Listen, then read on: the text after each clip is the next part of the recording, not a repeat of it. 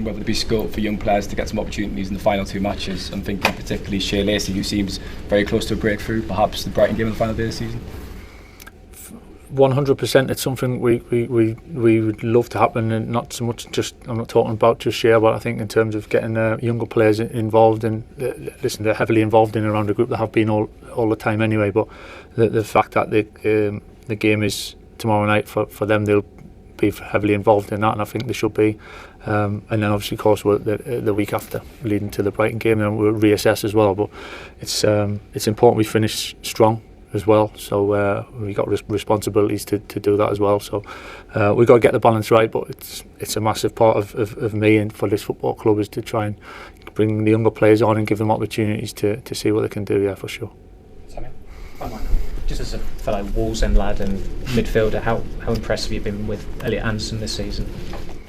Yeah, he's done well. I think he's a big part of their team. I think he offers so much. I think they've got a really talented team and dangerous team. So they've had a good season to get to the semi-finals and just fall short. But yeah, you can see obviously he's an important part of their team.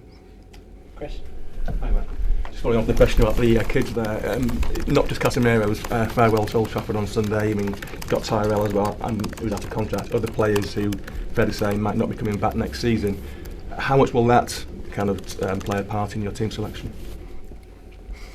Yes and no. I think it always gets to this stage of the season where there's a few uncertainties. I think whatever the situation, however you finish the season or whatever, I think there's always a case of contracts or individual kind of agendas, if you like, or roles or situations. So that's always. But all I can say, we want to finish the season strong. I think we've put ourselves in a good position. We've achieved something to a point. Yeah,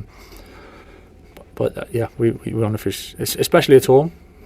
But home and away, it doesn't matter. But I think we feel that responsibility and pride in ourselves and for the football club that we want to finish strong. So we put a team out to do that. Finish for Will. Hi Michael. I mean, you mentioned the size of the club, how unique to you. I'm sure you've seen the stuff at Real Madrid this week, a club of a similar size. They've had a manager come in mid-season. Here, the dressing room seems to be very settled. What do you put that down to? Have you had, is ego removed from the dressing room here?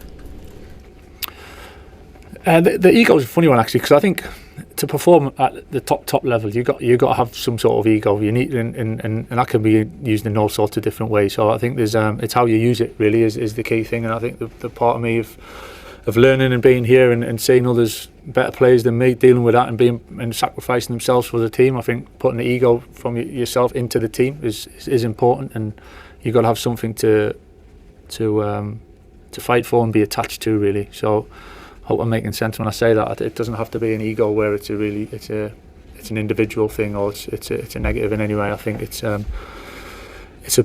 essentially a pride. It's a pride in yourself and what you're kind of working towards, and I think all our egos, which we've got in different ways, are and I think it's clear to see the spirit and the connection and the camaraderie that everyone's pulling in one direction to kind of put their ego into the football club can be quite powerful, and we've got to use that.